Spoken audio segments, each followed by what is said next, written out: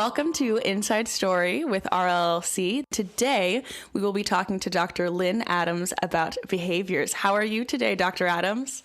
I'm doing well. Thank you, Tristan. How are you? I am great. Really excited that you're here. So first, I just want you to tell us a little bit about yourself, what you do for work, and what you studied and how you got to where you are. Okay. I won't start at the very beginning because it's a very long story, but I've been a speech language pathologist since 1980. So I've been doing this for a long, long time. Amazing. And I did my undergrad and graduate and master's degree at Florida State, and then I went ahead and got my doctorate. I knew I wasn't really satisfied just with my master's degree because I really knew I wanted to be a university professor. That was what was back in the back of my head. And so I went back to the University of Tennessee, Knoxville, and got my doctorate. And I've taught in Tennessee, I taught in Missouri, I taught in Virginia and Georgia, and I recently retired from teaching and moved back to North Carolina where my family is. And so now I am a semi-retired speech language pathologist working in the real world for what I feel like is probably the first time in my life. I'll put that back. In the 80s, I was a school speech pathologist, so I do understand the real world to a degree. Right. It's really been eye-opening to be back in, direct service, providing direct services to families. Because as a university professor, you're doing research, you're teaching classes, you're talking about things in sort of the perfect, fully funded world, and then you go out into the imperfect, marginally funded world, and you find out that a lot of what you were talking about may not really apply. Right. So, I've been with a private practice here in town, in the little town in North Carolina where my family is. Been with them for about 3.5 years, and I specialize in birth to 5. That's always been my population. I knew early on in my master's program that I was not working with adults. I love adults, but they don't want me to be their speech pathologist, and I don't want to be their speech pathologist. So we figured that out. But I'll sit on the floor and work with a baby for hours and love every second of it. So that's what makes the world go round. We're all different. We all have different skills and different abilities. So that's what I do. Like I said, private practice. We provide services through early intervention. So I see children used to go into the home, but of course, COVID changed that. And then we had because I went to a semi-retired position, I didn't have the travel time to go into the home. So we offered the parents the opportunity to come to our clinic. We know that ideally early intervention is provided in the home, but we had a number of parents who said, we will happily come to you. They want to be in the room with their child. And so I'm really doing what I did in the home, in the environment of the office. Clinic. And it's working out really well. So I'm excited for that. That's awesome. Oh my gosh, that's so cool. So you said you're located in North Carolina in the clinic. So if listeners were going to find you somewhere, like if there's social media or a website, where would they find you? They can find the private practice on Facebook. It's called, I work for Moore, Moore, Pediatric Therapy Services, MPTS, because everybody needs a good acronym. And they can find us on Facebook. We have a nice Facebook presence. It's a great practice. When I started 3 years ago, there were about 15 of us, maybe, or 20, and I think we almost have 50 employees now. So we provide speech, PT, and OT, and it's all pediatrics. So we rarely get a child older than 10 or 12. Right. Some of our clinicians work in a local charter school, so they may see older kids. But for the most part, we're seeing a lot of young children. We work very closely with the early intervention program for the state of North Carolina, so we get their direct referrals for children who might need PT, OT, or speech services. Wow. Amazing. I'll have the website and Facebook in the show notes, so if listeners are looking for that, they can find you there. Super. Awesome. All right, well, let's just jump right in. So like I said, today we're talking about behaviors. So my first question for you is, are behaviors communication? That's a great question. Yes. And this may be news to people, but yes, behaviors are communication. They have communicative value. Now, before I start talking further, let me set a little foundation here so that we're all talking about the same terms in the same way. You know, the old university professor comes out and says, wait, you have to define your terms. So, particularly, I think for parents who might be listening, they've probably heard the word communication, they've probably heard the word speech, and they've heard the word language, and they may think that they're all interchangeable, and they're really not. So let's make sure we know what we're talking about so that when I use the term, everybody knows what I'm referencing. Let's start with speech. It's actually what our lips and teeth and tongue and all those things do to make the sounds. So it's really the sound system that we're focused on when we're talking about speech. Okay. When we talk about language, now we're talking about the words and the grammar and the meanings of words and how we make phrases and sentences and how we have a conversation. Right. Speech with language, that becomes communication. So communication is a broader term that speech and language sort of fit under. Does that make sense? Yes. So back to your question, yes, are behaviors communication? They certainly are. And it's our job or our challenge, I guess, to figure out what that behavior is communicating. Because we get very focused on what the behavior looks like. Right. You know, he's banging his head, he's screaming, he's throwing toys. We get all focused on that, but we don't remember to look at, well, why is he doing that?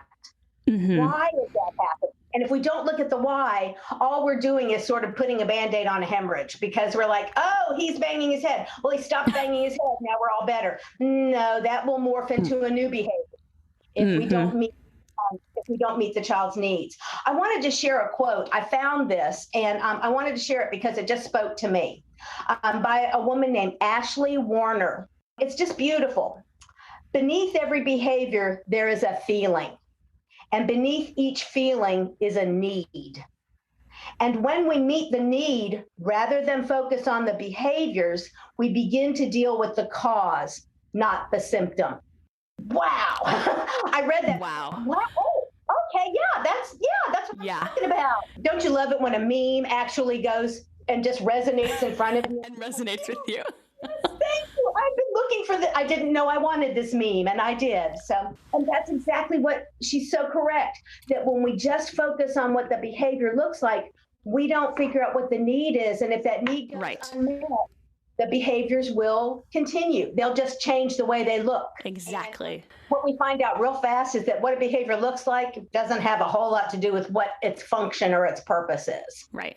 And I think we get trained up. Anybody who's been in a basic psychology 101 class has heard of behavior modification. So we need to look at the behavior, and then we will give a consequence to the behavior, and that will make the behavior continue or decrease, increase or decrease. Right. And that's true. There's a lot of truth in that. But what we forget is the first part of that lesson was look at the antecedent. What came first? What happened before the behavior? Because that's where your information is. Not in, oh, are we going to put him in timeout? Are we going to take the toy away? Are we going to lose a happy sticker or whatever?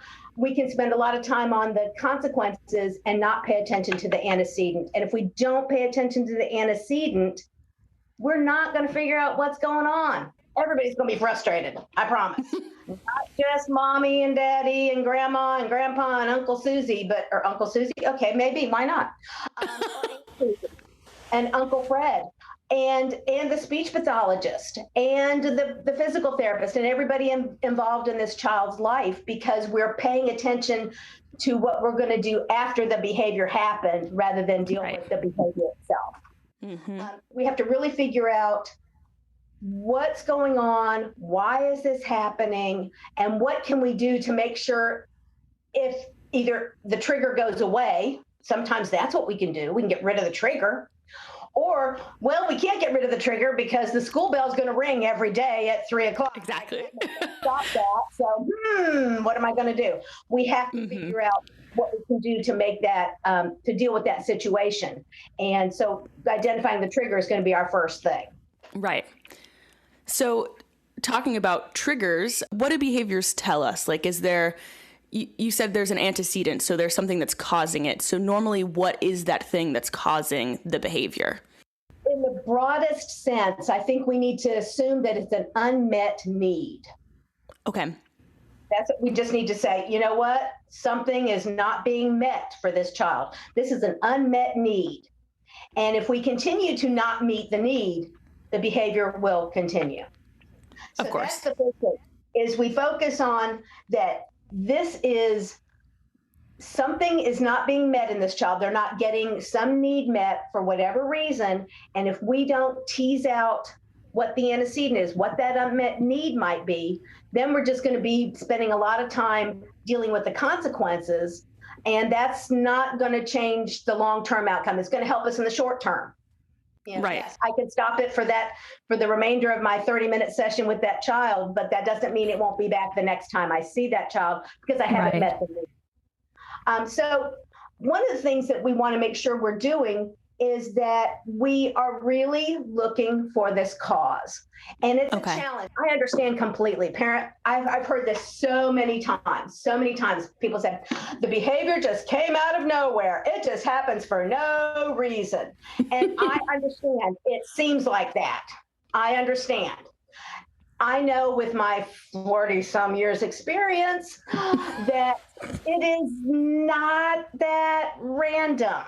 It's not that out of the blue. But what usually happens is we're not often attending to see what the trigger might be. You know, right. Because we have a back hurt, because I'm dealing with your sibling, or I was reaching over here to get a toy for you to play with, and when I turn around, wow, what happened? I don't know, because you're really upset now. And then we think, well, it just happened. It just happened. I don't even know what he was thinking about. It just happened. And it almost never just happens. Right. So what we have to be willing to do is put on our detective hat and go on an investigation. That may mean that we need to enlist somebody else to help us. It's hard to observe your child if you're the parent when you're playing with your child. Right. It ruins the play because you're too busy going, oh, let me write that down now. And the child's like, why are you playing with me? I don't like this play. So we really may have to enlist our spouse or our auntie or somebody who can help us out so we can then take that step back and go, what is happening here? Right. What do I think the trigger might be? Now, does that mean I'm going to trigger this child repeatedly? I don't suggest that. No. But I do have to occasionally test a hypothesis, right? So I might go, I think it's when I say this. So I think, okay, well, I'm going to wait. He's kind of calm. I'm going to say it. Oh, he didn't like it. Okay, now I think maybe this is the issue. I'm beginning to focus in on that. But I don't want parents to think that they have to do this, till they see the behavior 20 times so they can feel certain that that's the trigger. I think you have to trust your gut and say, you know what? Now that I think about it, every time I bring out this particular toy, he gets upset. Oh, geez, maybe it's the toy. Right. Maybe that toy makes a weird high-pitched sound that doesn't bother me, but bothers him to no end. So, and then I can test that hypothesis by taking the batteries out of the toy, and then look, the sound goes away and he loves it. See, I am a detective. I figured that out. And so that's really what I encourage parents to do. You sort of have to take that step back, look at the whole situation, and see if you can figure out what is going on, what is happening. Oh, he doesn't like that high-pitched sound. Well, then my solution would not be to put him in timeout for screaming, but to be getting rid of the high-pitched sound. And when I do, oh, look, he's a happier camper. This is so cool. Now I know. And now I can go tell everybody, don't put the batteries back in that toy. Because for right now, at least, he can't tolerate that sound. And we'll work on tolerating the sound later. Right. We can work on that in a controlled environment. Doesn't mean we just let him, we can't, we don't do the child a service if we let him think, oh, don't worry, you'll never have to hear this again. Yeah, you will. Right. Like I said, we don't like the school bell. Guess what? It's going to ring all day long, on and off, Exactly. I mean, in a middle school, good heavens, they ring all the time for changing classes. And if you've got a ring-sensitive kid, So what's the solution? We can't turn off the bells. Well, here, kid, put on these noise canceling headphones and it'll make your life a whole lot easier. Exactly. And again, I've had people say, well, oh gosh, now he's got the crutch of the headphones. No, he's got the protection of the headphones until we can figure out a way to deal with that awful bell that lets this child feel comfortable and safe, because right now he doesn't. Now we have an unmet need, which is, this is creeping me out. This is freaking me out. This is hurting my ears. And we know that about kids, particularly kids on the spectrum. We know that their hearing can be hyperacute sometimes. They can hear and perceive things that we don't even notice. And right. They're distracted by a paper rustling, and we didn't even hear the paper rustling. So we have to really recognize, and again, that's taking that step back and looking at the whole thing instead of just this one segment of the situation. Right. Another thing that behaviors, we know about behaviors, is that if we offer a child choices between two desired things, do you want to wear your pink shirt or your purple shirt, we increase positive behavior. Oh. Because that's what kids don't get offered a lot. Right. Choices. It's like, you're wearing this today. I didn't want to wear, I wasn't feeling that today. Exactly. I was feeling florals, and I need florals. So right. When we offer a choice, we improve behavior outcomes. When we increase language or communication skills, we improve behavior. It's a fascinating thing. If I can communicate better, my problem behaviors go down. Well, there we go. There we go. Now we know that relationship's there. Exactly. It's fascinating when you see a child, and by language doesn't mean that the child may be saying, Mommy, I would like some juice. They may be bringing me the cup for the juice and putting it in my hand and looking at me briefly. And that's communication. It doesn't have to be, Mommy, I would like some juice, please. Putting that cup in my hand, that's communication. You just let me know what you want. And if I do the thing of tell me juice, tell me juice, tell me juice, tell me juice, I may see behaviors come back up. Why? Because I didn't come here to get a speech therapy lesson. I came here to get some juice. Give me some juice, and then we can talk about how you want me to get it next time. Right.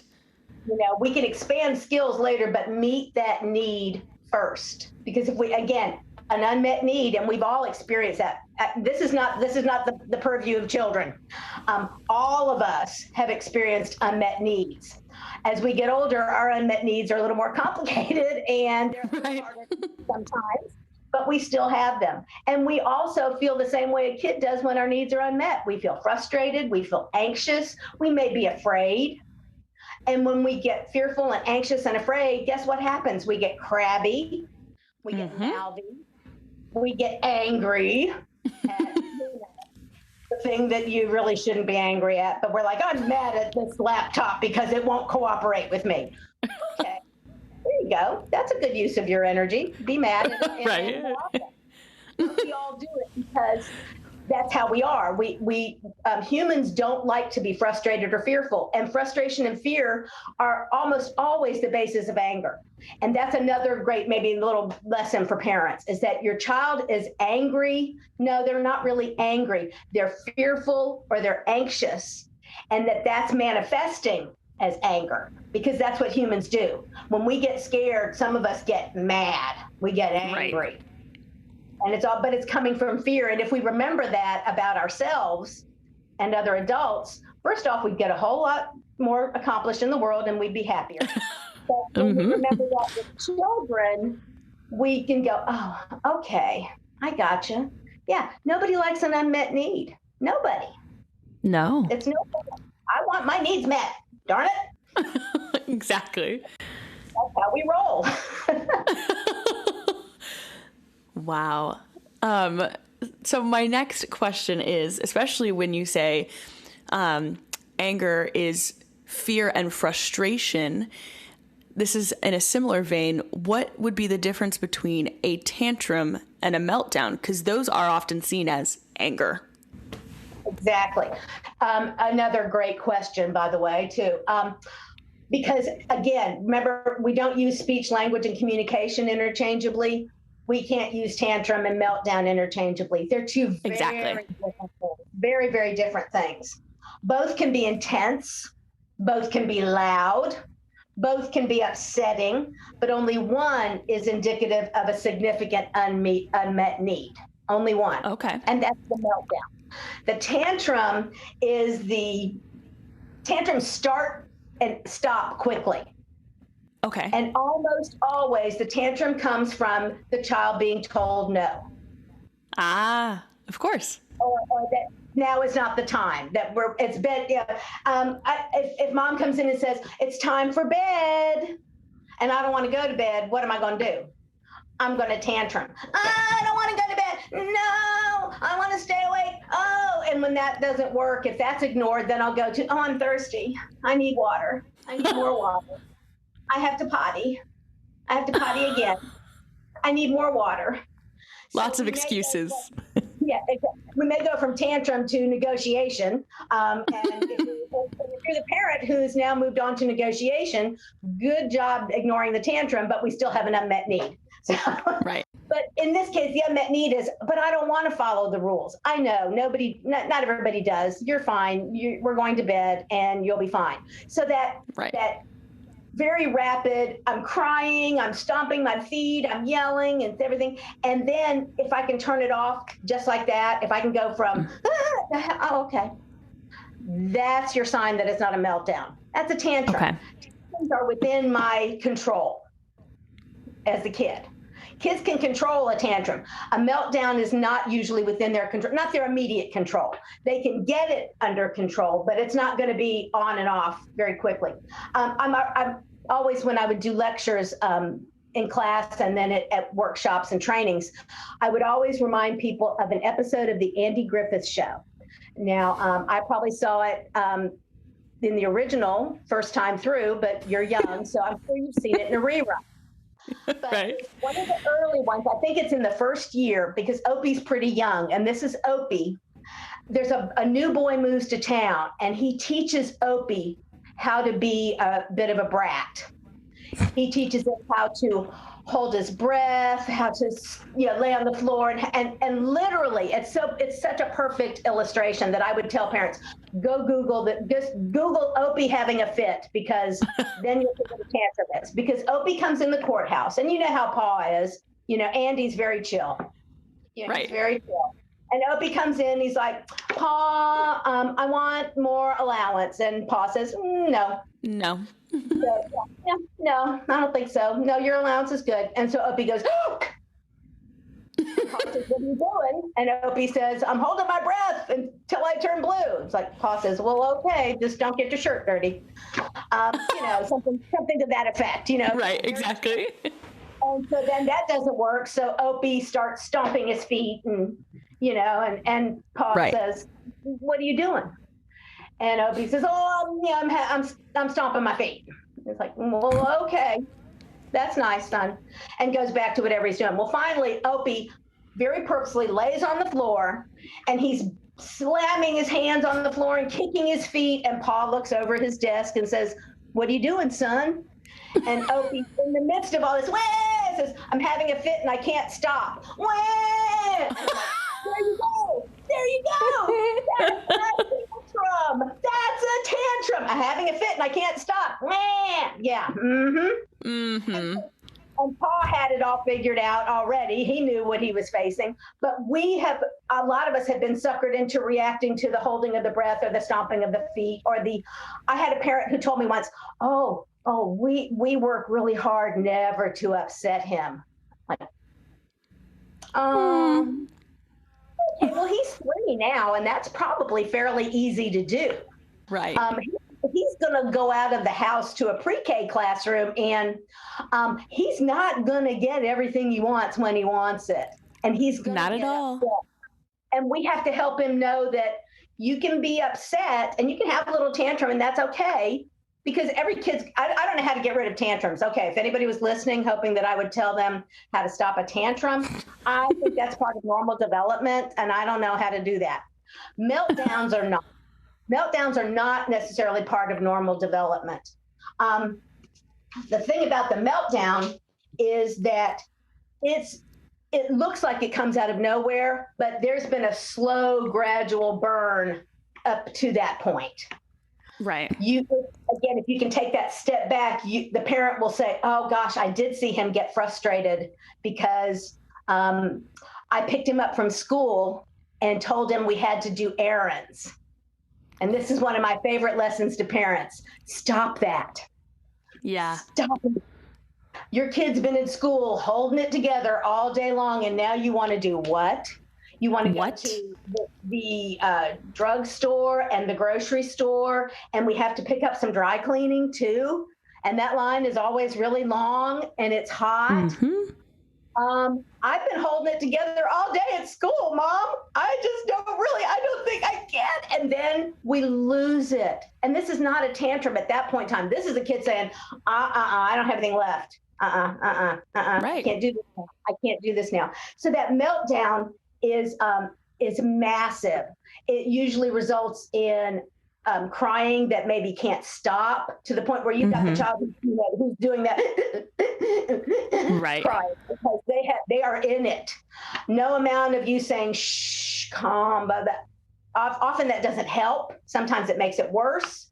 But it's not one of those times where you can say, oh, okay, we won't do errands now. And then they just go, oh, okay. That child is still because they can't quite get out of it. It's a bigger reaction. And it's probably involving much more of the brain than just that little bit of that prefrontal lobe that's like, I really want that toy. I really want that toy. I really don't want to go to bed. I really don't want to go to bed. That's a very different thing. And a lot of meltdowns have to do with sensory overload or sensory fatigue. And that doesn't mean that, no, he's been hearing loud noises all day. No, he's been hearing somebody talk to him all day. That's all it takes. Right. You don't have to have a marching band to trigger my meltdown. No, you're just asking me one more question. Right. And I've been asked questions all day. And I keep using school as an example because this is the most common thing that I hear. My kid comes home from school and he gets off the bus, falls into my arms, and then all heck breaks loose. Right. He's crying inconsolably. He won't eat. He can't sit. He's just angry. He's frustrated. All of these things are coming up. What do I do? And I said, well, let me tell you another story, because everything I've learned, some child and their parents taught me. I wish I could. Right. Oh, yes. I thought of that all by myself. No, some parent told me. And so I'm going to tell you the story about Carrie. And Carrie's mom and I have a longstanding friendship. She has 2 children, both of whom were on the spectrum, as was her ex-husband. So she was the only neurotypical in the home. Wow. And she called me one day really, really upset. She goes, I think I need to find counseling or medication or something for Carrie because something bad's happening. I'm like, okay, oh my gosh, what is it? What is it? And she said, Carrie gets off the bus and she looks so sad. And she doesn't say very much to me at all. And she comes in the house and she puts her book bag down and she goes in her bedroom and gets in her closet and stays there for about 30, 45 minutes. Oh, wow. What should I do? I said, well, my first instinct was to be flip. And I was like, okay, bite your tongue. Don't be flip. I was like, okay. How does she seem when she comes out of the closet? She's fine. She's back to her old self. She's happy. I said, I wouldn't do a thing. And she said, really? I said, yes, but your very smart daughter figured out how to decompress.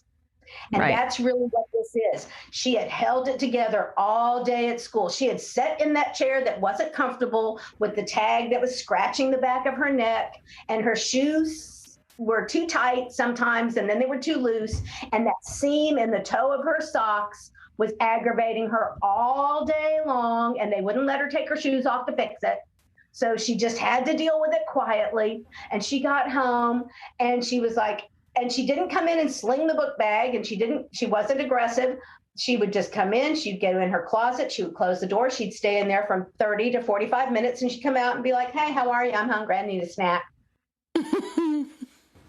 Wow, you're a smart kid. I'm going to do that now. I want to do that. I'm just going to go in the closet and I'll be out in 45 minutes, and I'd like a snack when I get out, please. Thank you very much. Right. But it's so amazing that this kid figured that out. on her Exactly. own. And of course, our adult instinct was, oh, she's so sad. Oh my goodness, she's isolating herself away from everything. Yeah, she's having a break. And breaks are good.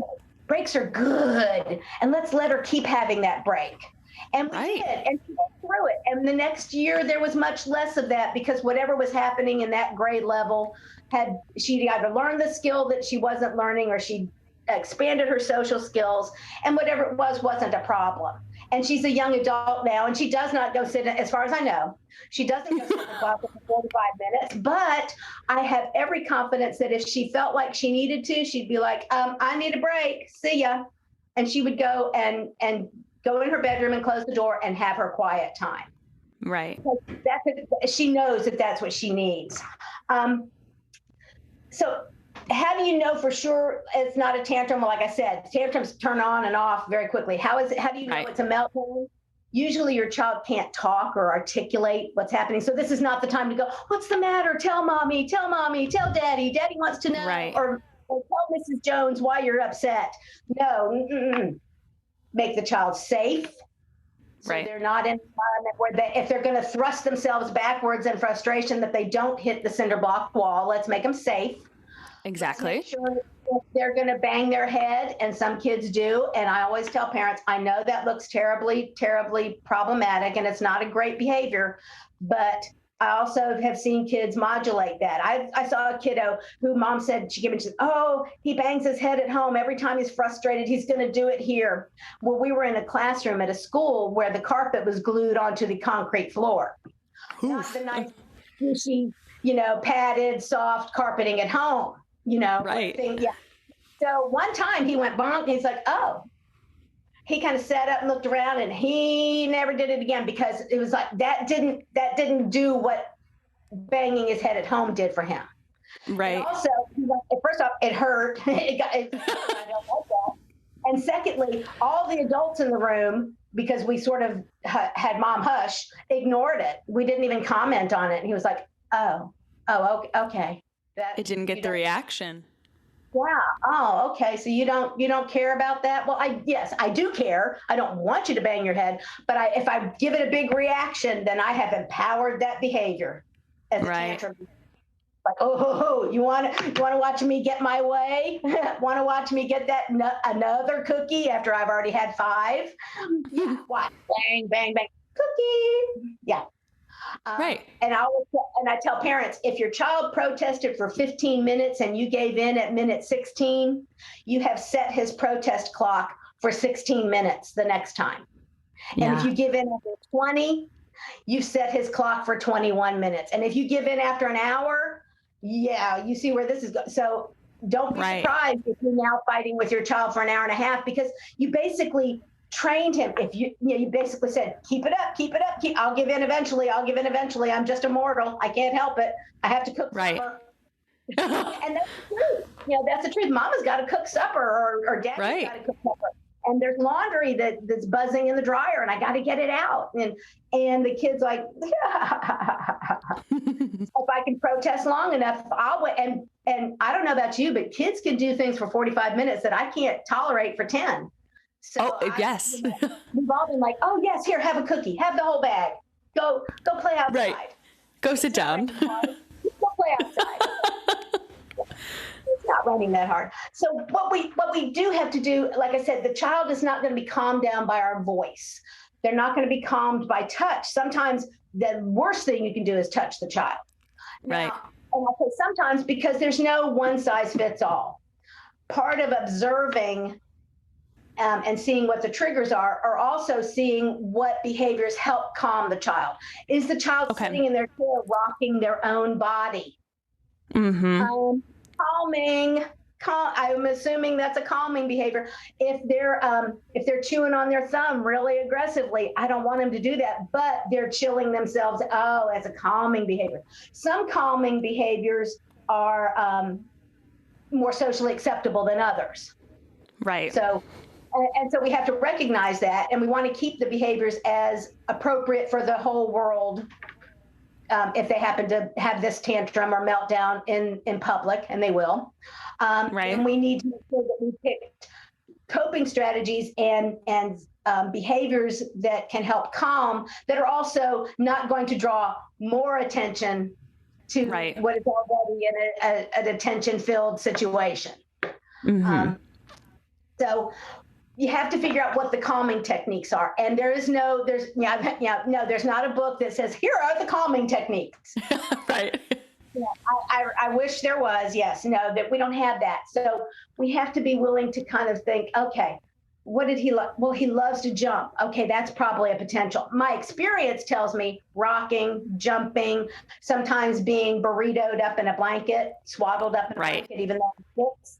That can be really helpful. A beanbag chair that I can hunker down in and squeeze myself with, some deep pressure, maybe a compression vest or a weighted vest or a weighted blanket. Right. Those may be the things. And what's incumbent upon parents to do is to create their own little toolbox. Right. Not a toolbox, although it's sometimes, yes, there should be probably a bag in the car that has their favorite stimmy toys in it, the glitter wand, the squishy ball thing, the push ball, easy, stretchy, whatever's.